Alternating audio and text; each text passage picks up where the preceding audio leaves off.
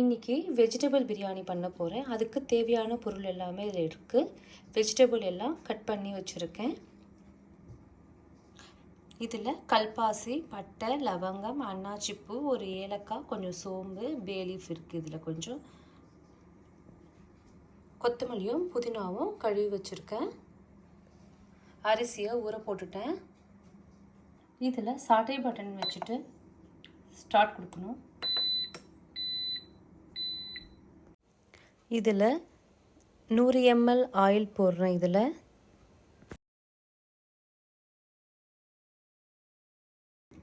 Oil சூடாயிடுச்சு. இப்போது ஆனியனை போட்டுடுறேன்.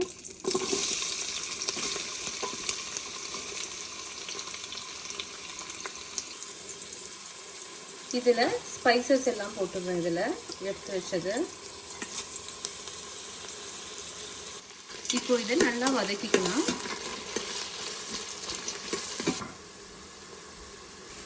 இப்போது ஆனியன் நல்லா வதங்கிடுச்சு. இப்போது உருளைக்கிழங்கு போடுறேன்.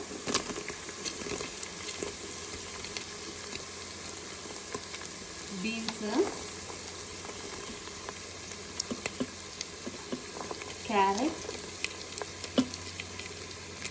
இப்போ இந்த பச்சை பட்டாணியும் போட்டுடுறேன். இப்போ கொஞ்சம் இதில் கொத்தமல்லியும் புதினாவை கொஞ்சம் போடுறேன்.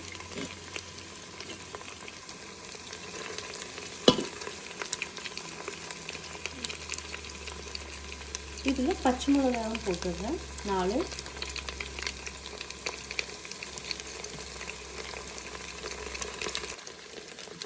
இதை நல்லா வதக்கிக்கலாம்.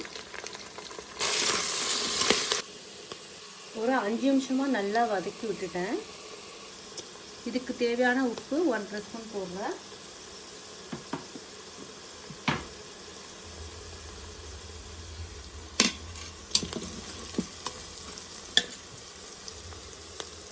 இதில் தக்காளியும் இஞ்சி பூண்டையும் போட்டுடுறேன். இதில்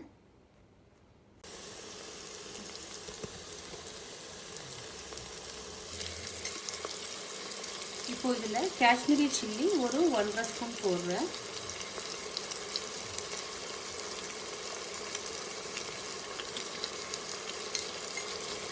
இஞ்சி பூண்டு வாசனை போகிற வரைக்கும் வதக்கிக்கிறேன்.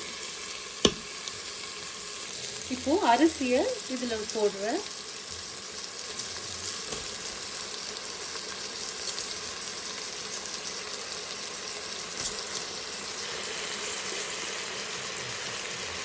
நல்லா இதையும் வதக்கிக்கிறேன்.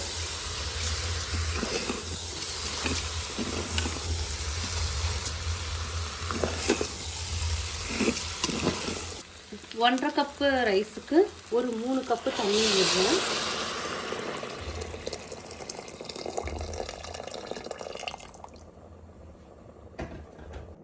இப்போது சாட்டே மோடை கேன்சல் பண்ணிவிட்டு ரைஸில் ஸ்டார்ட் பண்ணுறேன். அரிசிக்கு தேவையான உப்பு போட்டுடுறேன். 1 ஸ்பூன் நெய் விடுறேன். இதில் கொஞ்சம் கரம் மசாலா போடுறேன்.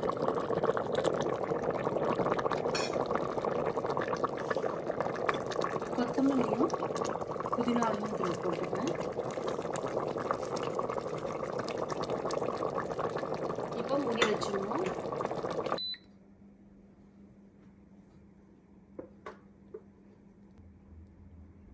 இப்போது கலந்து கொடுத்துடுறேன்.